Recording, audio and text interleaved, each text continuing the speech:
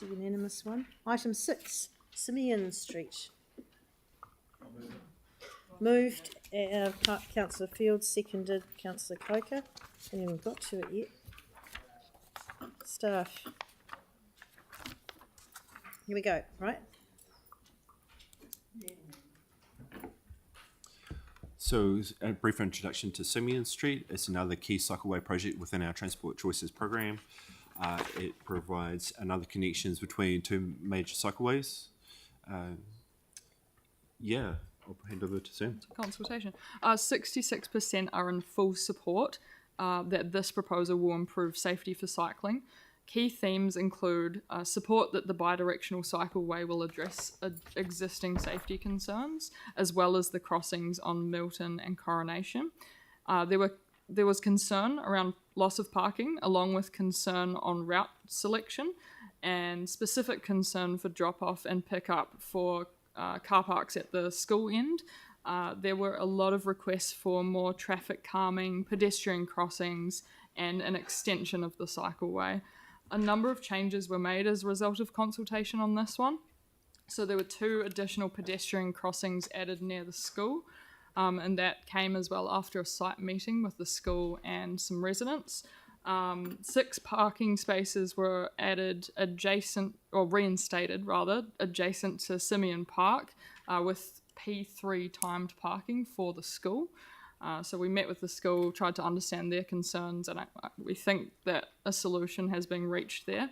And some widening was addressed outside the fire station to really make sure that the fire trucks can enter and exit safely with enough width. So we met with Fire and Emergency a couple of times just to share some updated plans on that. I think initially they were coming to speak today, but it looks like they've pulled out, and yeah, we can assume that they're happy with the progress that we've made on that one. Excellent. Are there any questions? Councillor Johansson. I mean, I was quite concerned to read the school submission. So I just, Bearing in mind that staff have just... I just wanted to kind of check though. So have we had something back from them formally? Because I'm just mindful of what's happened with the bookshop in Ferry Road. Have we had anything back from them formally going, yeah, we now are happy with the plans? No, I think just to clarify, so the submission was made before the meeting with the school. So they requested an on-site meeting with staff. We also had some elected members come along after and have a look at traffic movements outside the school. We haven't had anything formally back from the school. I think that's a result of when the changes were made to the plans. That's my understanding. It happens quite soon before the council meeting. So you're saying that you feel that as a result of the changes made, they are now happy? We don't know for sure. Were they given a copy of the minutes of the meeting? And Yeah, absolutely. We haven't heard anything back via email or anything. So every submitter receives the updated plans along with what changed as a result of consultation. And so the lack of parking outside the school entrance, can you just tell me at a high level how that's been amended? So, is it easy to bring up? Do we have a method to bring up the plans? Probably through Katie. Are you asking for the schematics in the agenda? Or Yeah, please. Yeah, that'd be great. Yeah. It's item 6, isn't it?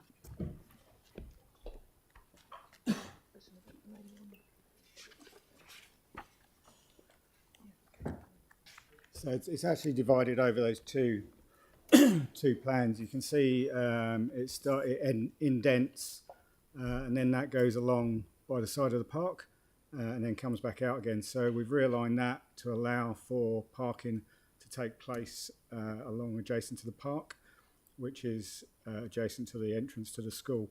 So that gives them timed parking there. So it's sort of kiss and go type 3 minutes. So that addresses that. The other issue the school had was that children couldn't cross safely. So that meant that the parking in Howard Street wasn't being utilised. So at drop-off and pick-up time, there was considerable parking on Simeon Street, but not in Howard Street. So by putting the crossings in that we put in, it allows parents to actually use Howard Street now for parking and for children to move safely to and from the school. sorry, I'd also note that this section of Simeon Street is expected to be closed by Wakatahi as part of their Burham Street project. So the nature of this project the nature of this area will pretty fundamentally change in the next year or two. That's an interesting point. Can I also ask Councillor Coker for a comment, because you were at the meeting with the school? Did you have a feeling that they were satisfied with the responses? Yes, I think so. We haven't heard specifically back, but a number of our board members either have children that go to the school or are very close to them or used to work there. So I'm sure we would have heard. Yeah. Yeah. Thank you. Right. And sorry, just the resident that made the deputation, that was, pretty upset. You're going to go meet with her, but what, in terms of design, is there anything that you've considered that we could change to accommodate that concern? I think we need to understand her quite specific concerns better before making any decisions around design. Yeah. My assessment in other projects that we've done like this, we've gone out and met with the resident, and we can make minor alterations to where curbs sit and other changes that don't change the fundamentals of the design, but make it easier for that resident in their specific circumstances to access their site. Because I guess the kind of general concern around reversing back into the cycle lane and then into the traffic. Where did we get? She needs to reverse into her property. Yeah, well that's right. But if you can't do that, then you might just pull straight in and then reverse out, which is dangerous as well. So, but where do we get to with just that kind of whole higher level assessment of people being able to reverse into their properties or reverse out across cycle lane and into traffic? Well, either way, you're either reversing out over it or coming out frontwards, or you're reversing back over it. So you've got to cross it somehow. Do you have a comment, staff, on the generic? I was going to say it's not a particular known issue on our MCR, so I think people are managing it, and there may be specific tweaks we can make there that make her life a lot easier. Yeah. Okay, are there any other questions? If not, it's been moved and seconded. Do you have a question? Yeah, just confirming, or asking the question, why on Milton Street is that a raised platform with traffic lights rather than just traffic lights? So I guess the issue with any major pedestrian crossing point is that pedestrians and cyclists are deeply vulnerable to death or serious injury crashes at speeds above 30 kilometres per hour, and the traffic light in itself doesn't have any guarantee that traffic will slow down, and by putting on a raised safety platform effectively guarantees that it does absolutely minimises the potential of death or serious injury for pedestrians and crashes in those key safety locations. Doesn't a red light mean stop? Yeah, and that is not just because that is a red light. It does not guarantee that They stop. people stop. And if you look at the crash record of Christchurch, where I think it's something like somewhere between 20 and 40% of death and serious injuries occur at signalised intersections, which means there's an awful lot of people that don't stop at red lights.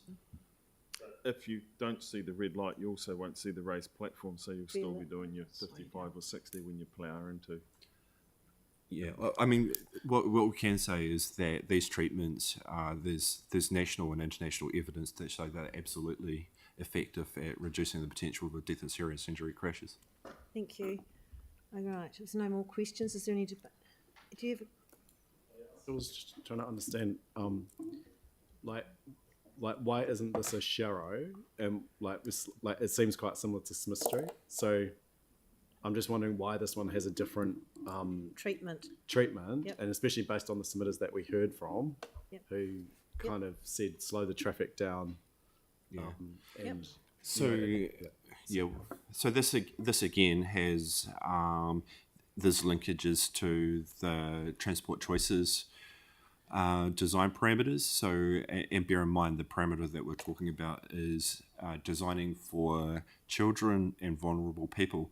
And essentially what is being applied, and some of the variation that you can see is the separation is a certain requirement to meet that vulnerable user and designing for children, and it applies at traffic volumes over a certain threshold.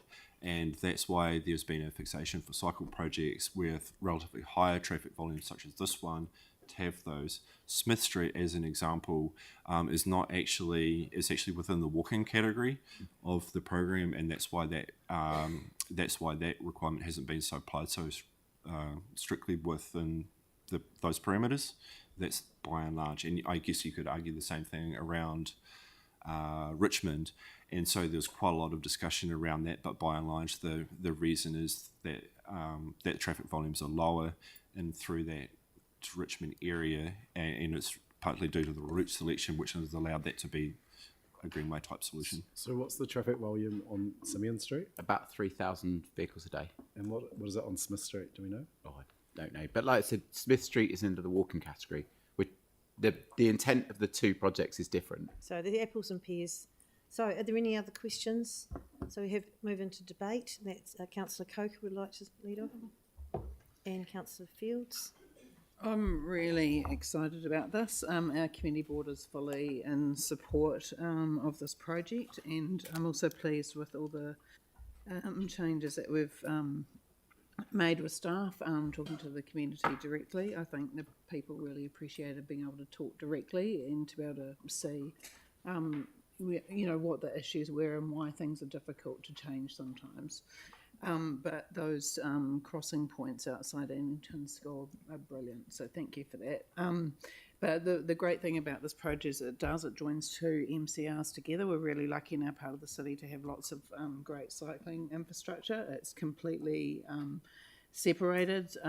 Like today I drove in because I knew it was going to rain because I've been biking just for the last week. But I saw a mother with a child biking on the Quarryman's. I saw an 11-year-old roughly biking by himself on that cycleway, and I saw about a 6-year-old and an 8-year-old, like two brothers, scootering down there on their own to primary school. So you can't do that if you don't have a separated cycleway.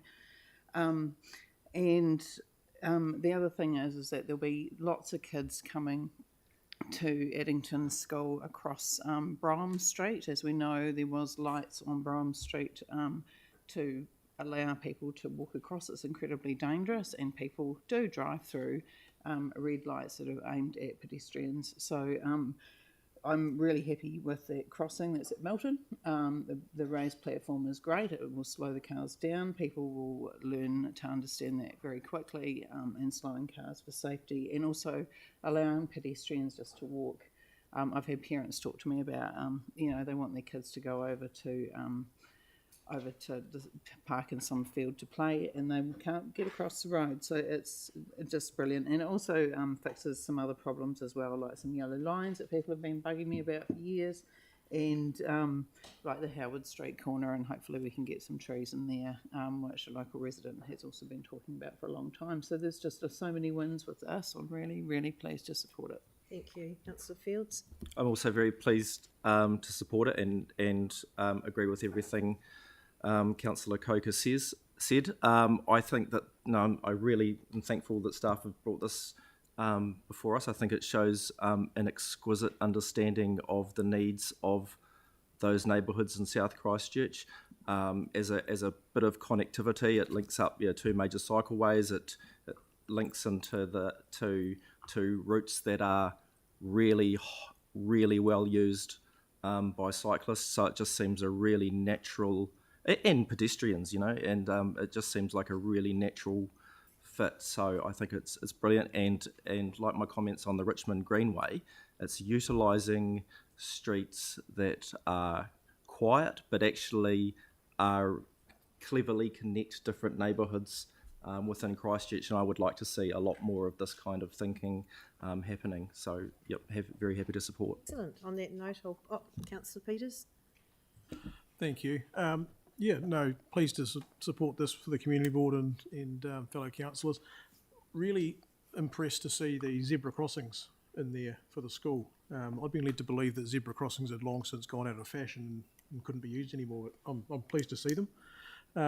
And I know there's certainly at least one school in my neighbourhood that would really like to have some crossings like that on Amy's Road. So if anyone's out there from South Hornby School listening, it's on the agenda. I'm going to try and get that moving for you.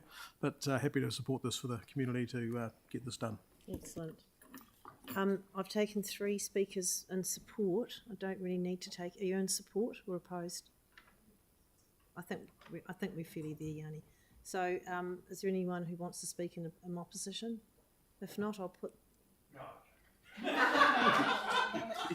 This is very serious. I'll put the motion. All those in favour say aye. Aye. Opposed? That's carried. Thank you. Item 16.